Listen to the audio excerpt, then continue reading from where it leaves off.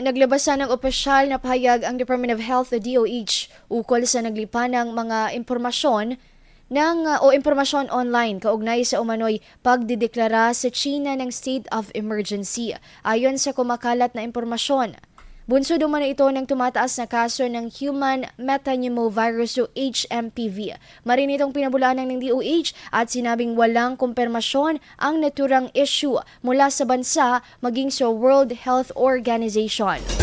Sa kaugnay na balita, nagpaalala naman ang otoridad sa lalawigan ng Pangasinan ukol sa pagsusuot ng face mask at pagpapalakas ng resistensya, lalo ngayong dagsa ng maraming tao ang mga pampublikong lugar. Samantala, nauna ng pinalalahanan ng mga Pangasinense ng Pangasinan Provincial Health Office ukol sa bantang pwedeng maidulot ng influenza-like illnesses dahil na rin sa lagay ng panahon na nararanasan ngayon.